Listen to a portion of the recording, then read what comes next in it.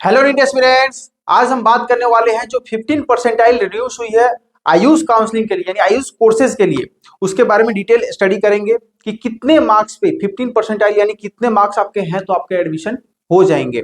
दूसरा, कितने सीटें हैं वैकेंट, यानी पूरे यूपी, उत्तराखंड, उसके बाद में महाराष्ट्र, बिहार, सब जगह के मिला के कितने कुल सीटें आ रही हैं।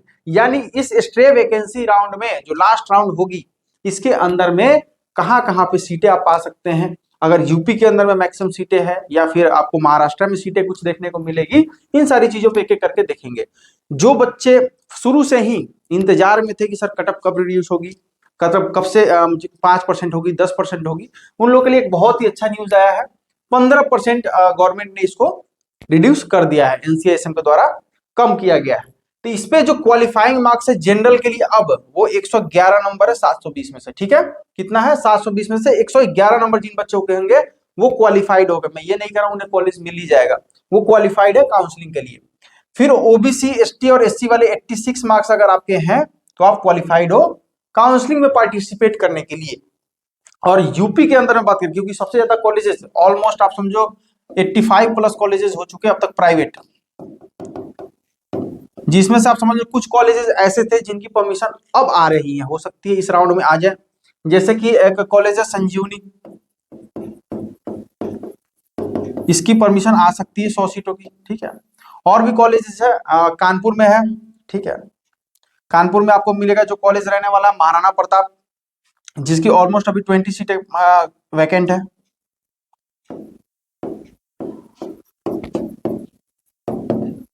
ठीक है, एएनए बरेली, इसकी भी 5-6 सीटें वैकेंट रह जाएंगी। ऐसे करके बहुत सारे कॉलेजेस हैं जिनके ऑलमोस्ट मिला के यूपी के अंदर में 250 के आसपास में सीटें, कितने तो 250 सीटें अभी भी खाली मिल सकते हैं स्टे वैकेंसी राउंड में इस कटअप के बाद में। लेकिन अगर बच्चा ज्यादा हो गया यानी एप्लीकेंट ज्यादा हो गया, रजिस्टर्ड ज्यादा हो गया, ज्यादा बच्चों ने रजिस्ट्रेशन करा लिए, तो सीट किन्हें मिलेगी? उन्हीं बच्चों को मिलेगी जिनके मार्क्स ज्यादा है। तो जरूरी नहीं है कि अगर आप क्वालिफाई कर गए हैं तो आपको सीट मिल ही जाए। इसी के बीच में हम लोगों ने एक नया स्कीम आप लोग के लिए लाया है, जिसमें क्योंकि ये ऐसा दौर है जहाँ पे कि अंतिम घड़ी चल रही है आयुष काउंसलिंग की, तो यहाँ पे अगर आपको सीटें नहीं मिलती तो बच्चे का काउंसलिंग चार्ज भी डिडक्ट हो जाता है, जैसे जो हम लोग काउंसलिंग सर्विस चार्ज देते हैं। तो हमने यहाँ पे ऑफर ये लगाया है कि हम अगर आपको सीट अलॉट होती है यानी किसी भी कॉलेज में सीट मिलती है